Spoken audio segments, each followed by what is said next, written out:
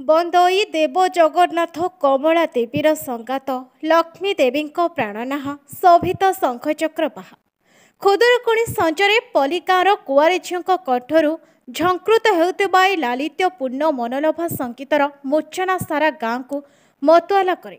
ଆଖି ଆଗରେ ନାଚିଯାଏ ଶରତ ସଞ୍ଜରେ କାଶତଣ୍ଡି ଫୁଲର ଲୋଭନୀୟ ନଈପଠା। ଗାଁର ଉଚ୍ଛୁଳ ପୋଖରୀ ଭିତରେ କଇଁ ଫୁଲର ନିଆରା ଶୋଭାରାଜି ଏସବୁର ଚିତ୍ର ହୃଦୟକୁ ପୁଲକିତ କରୁଥିବା ବେଳେ କୁଆରୀ ଯୁବତୀମାନେ ଖୁଦୁରୁକୁଣୀଙ୍କୁ ପୂଜା କରି ଉତ୍କଳୀୟ ସଂସ୍କୃତିର ଗୌରବୋଜ୍ଜଳ ଗାଥାକୁ ମନେ ପକାଇ ଦିଅନ୍ତି। ଏହି ଅବକାଶରେ କୁହୁଣ୍ଡା ପଞ୍ଚାୟତ ବନକୁରିଆ ମହାଜନ ସାହିରେ ଚଳିତ ବର୍ଷ ମା ଖୁଦୁରୁକୁଣୀଙ୍କ ଓଷା ବେଶ ଆନନ୍ଦ ଉଲ୍ଲାସର ସହିତ ପାଳିତ ହେବା ଦେଖିବାକୁ ମିଳିଥିଲା। ଗାଁର କୁଆରୀ ଝିଅମାନେ ଓଷାରେ ଏକତ୍ରିତ ହୋଇଥିଲେ।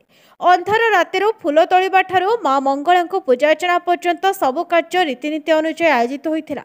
ଶେଷରେ ମାଙ୍କୁ ମେଲାଣି ଦେବାକୁ କୁଆରୀମାନେ ବାଜା ବାଣ ରୋଷଣୀ ସାଙ୍ଗକୁ ନାଚ ଗୀତରେ ମତୁଆଲା ହୋଇପଡ଼ିବା ଦେଖିବାକୁ ମିଳିଥିଲା।